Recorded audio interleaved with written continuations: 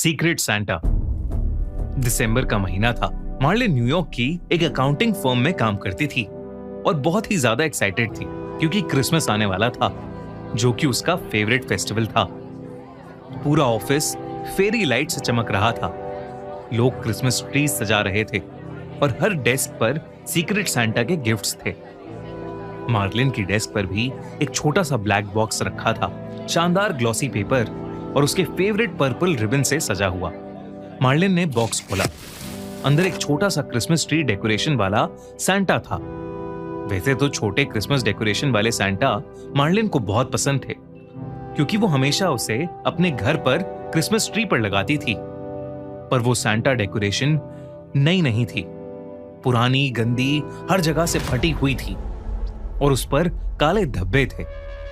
उस सैंटा का एक हाथ टूटा हुआ था, फेस से पेंट हटा हुआ था और आंखों की जगह सिर्फ 2 सफेद डॉट्स बने थे। उस बॉक्स को मार्लिन ने तुरंत डस्टबिन में फेंक दिया, क्योंकि वो बहुत ही क्रीपी था और वो अपना ध्यान भटकाने के लिए ऑफिस वालों के साथ क्रिसमस सेलिब्रेट करने लगी। मार्लिन को लगा कि उस सीक्रेट सैंटा वाले गिफ्ट की कहानी वहीं खत्म हो गई है। पर मार्लिन जब रात को सोई तो एकदम उसकी आंख एक अजीब सी हंसी से खुली। उसने आंखें खोली तो देखा कि वो सैंटा डेकोरेशन ठीक उसके बिस्तर पर थी, लेकिन एक इंसान जितनी बड़ी। इससे पहले मार्लिन कुछ समझ पाती, उस सैंटा ने अपने हाथों से उसका गला दबाना शुरू कर दिया। उसकी आंखों के सफेद डॉट्स धीरे धीरे बड़े होने लगे और उसमें से कीड़े निकलकर मार्लिन के पूरे शरीर पर चढ़ने लगे।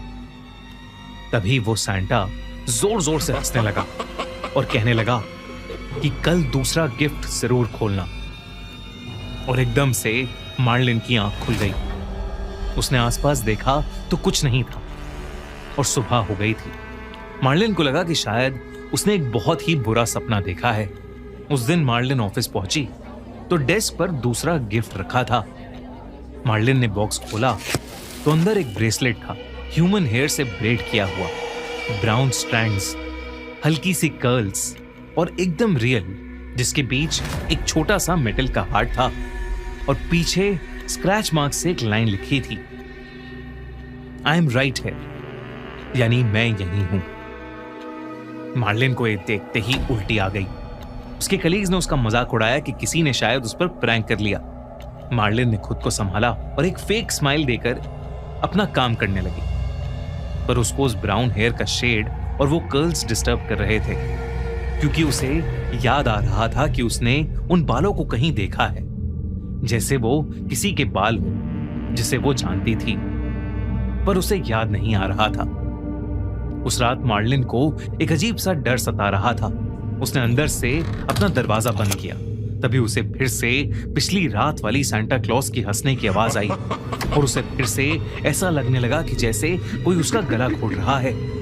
उसने आंखें खोली तो फिर से कमरे में कोई नहीं था, पर उसे अपने हाथ पर कुछ खुरदुरा सा महसूस हो रहा था और उसे एहसास हुआ कि उसके हाथ पर वही बाल और दिल वाला ब्रेसलेट था। उसने उसे तुरंत उतार कर काट दिया और डस्टबिन में फेंक दिया।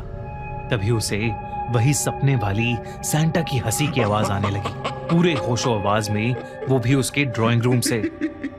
उसने अपना फोन निकाल के अपने दोस्तों को कॉल करने की कोशिश की, लेकिन उसका फोन ऑन ही नहीं हो रहा था। फिर जैसे ही उसने कमरे की लाइट्स ऑन करी, सारे बल्ब्स फट गए और वो हंसने की आवाज और ज्यादा तेज हो गई। खुद को बचाने के लिए उसने पास में रखी कैंची हाथ में उठाई। जैसे ही वो ड्राइंग रूम में घुसी, खिड़की से आती हुई रोशनी में उसे वही सैंटा दिखा जो पिछली रात उसके सपने में आया था और वो मार्लिन के क्रिसमस ट्री के आसपास काले गिफ्ट बॉक्सेस रख रहा था। इतना ही नहीं, इस बार वो पहले से भी ज्यादा डरावना था। उसके हाथ में वही बाल वाला ब्रेसलेट था और वो बहुत जोर से हंसते हुए उसकी तरफ आ रहा था और यही बोल रहा था कि तीसरा गिफ्ट तुम्हारा वेट कर रहा है। मार्लिन वहीं डर के मारे बेहोश हो गई। अगली सुबह जब वो उठी तो उसके घर में ना ही किसी के अंदर आने के निशान थे और ना ही क्रिसमस ट्री के नीचे कुछ भी था। उसे लगा कि शायद वो मजाक उसके दिमाग पर हावी हो गया है और वो ऑफिस चली गई। लेकिन वहीं उसकी डेस्क के ड्रॉर में उसका तीसरा गिफ्ट उसका इंतजार कर रहा था। बिना रैपिंग, बिना रिबन, सिर्फ एक पोलरॉइड फोटो थी जो मार्लिन के बेडरूम की थी। Exactly same curtains, night lamp, same bedsheet, पर एक कोने में एक धुंधली सी परछाई थी जिसने सांता क्लॉज जैसी एक टोपी पहनी हुई थी। मार्लिन ने ऑफिस सिक्योरिटी और एचआर को बुलाया, कैमरास चेक करवाए। कोई भी उसके डेस्क के पास नहीं आया था, कोई भी बॉक्सेस रखते हुए नहीं दिखा। लोगों ने इसे ऑफिस का स्ट्रेस बोल दिया, पर मार्लिन को अब वो भयानक सांता हर जगह दिखने लगा था और उसकी हंसी हर जगह सुनाई देती थी, चाहे दिन हो या रात। मार्लिन डर के मारे पागल होने लगी थी। उसे जब भी मौका मिलता ऑफिस के सारे स्टाफ के क्यूबिकल्स चेक करती, ऑफिस में स्टोरेज कैबिनेट्स खोलती। उसे पैनिक अटैक्स आने लगे थे और सारे कलीग्स उससे दूर रहने लगे थे। लेकिन वो गिफ्ट्स रुक ही नहीं रहे थे। ऑफिस की जगह घर पर काले डिब्बे। क्रिसमस ईव की रात मार्लिन के दरवाजे पर नॉक हुआ। रात के करीब 12 बजे उसने घबराते हुए हाथ में चाकू लिया और दरवाजा खोला। दरवाजे के बाहर एक ब्लैक बॉक्स था जिसके अंदर एक फटा हुआ एनवेलप था। उस पर लिखा था, you broke my heart and I will destroy everything. यानी तुमने मेरा दिल तोड़ा था, अब मैं सब कुछ खत्म कर दूंगा। और उसके नीचे एक नाम था, रेनॉल्ड। रेनॉल्ड मार्लिन का एक कलीग था जो 1 साल पहले सडनली ठीक क्रिसमस के दिनों में रिजाइन करके गायब हो गया था। रेनॉल्ड मार्लिन को बहुत ज्यादा लाइक करता था। जब मार्लिन ने उसके ब्राउन कर्ली बालों के लिए उसे कॉम्प्लीमेंट किया था तो अगले ही दिन उसने उसे सीक्रेट सांता के गिफ्ट में एक लव लेटर और मैरिज रिंग देकर प्रपोज किया था, जिसे मार्लिन ने सीधा रिजेक्ट कर दिया था। और फिर उस दिन के बाद से रेनॉल्ड कभी वापस ऑफिस आया ही नहीं। वो नाम पढ़ते ही मार्लिन के हाथ कांपने लगे, उसका शरीर जम गया। वो समझ गई थी कि हर गिफ्ट, हर रैपिंग, वो छोटी सी क्रीपी सांता डॉल डेकोरेशन, वो ब्रेसलेट, सब रेनॉल्ड ने ही किया था। पर कैसे? तभी रूम में एक हवा का झोंका आया। उस ठंडी हवा में सड़ते हुए मांस की बदबू आने लगी। मार्लिन ने तभी अपने कान के पास किसी की सांसें महसूस की। वो धीरे से मुड़ी। उसके क्रिसमस ट्री के सामने रेनॉल्ड खड़ा था, उसी क्रीपी सांता डेकोरेशन की कॉस्ट्यूम में, और उसके साथ वो सारे गिफ्ट्स और बॉक्सेस थे जिन्हें मार्लिन ने जला दिया था। रेनॉल्ड बहुत ही भयानक लग रहा था, जैसे वो सालों से नहाया ना हो। उसका पूरा शरीर जैसे सड़ चुका था। उसकी बॉडी पर हर जगह मार्लिन लिखा था। वो धीरे धीरे मार्लिन के पास आया, ये कहते हुए कि मार्लिन का आखिरी गिफ्ट अभी बाकी है। मार्लिन बहुत घबरा चुकी थी। उसने पास पड़ा वास उठाया और रेनॉल्ड के सर पर दे मारा, पर वो उसके शरीर के आर पार हो गया। ये देखकर मार्लिन की रूह कांप गई। वो समझ गई थी कि रेनॉल्ड ने उसके प्यार में खुद को मार लिया था और अब वो उसे भी लेने आ गया था। इससे पहले कि मार्लिन कुछ कर पाती, रेनॉल्ड एकदम से उसके करीब आ गया। मार्लिन जोर से चिल्लाई।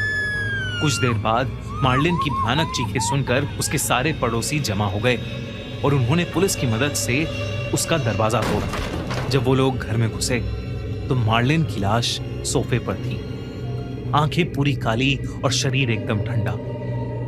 उसका कमरा एकदम नॉर्मल था, कहीं भी किसी के जबरदस्ती घुसने के निशान नहीं थे। बस उसके लिविंग रूम के कोने में एक क्रिसमस ट्री था जो पूरी तरह से टूटा हुआ था और उसमें एक छोटी सी पुरानी फटी कुचली सांता डेकोरेशन डॉल थी जो मुस्कुरा रही थी। पेड़ के नीचे ढेर सारे काले गिफ्ट बॉक्सेस थे जिस पर एक चीज लिखी थी, मेरी Christmas from Marlin and Reynold. Police ने इन्वेस्टिगेशन की तो उन्हें मार्लिन के गार्डन में एक और बॉडी गड़ी हुई मिली। उसे किसी ने करीब 10 से 12 दिन पहले गाड़ा था। शॉकिंग बात यह थी कि वो बॉडी रेनॉल्ड की थी, जिसने शायद खुद को मार्लिन के घर के गार्डन में जिंदा दफना दिया था।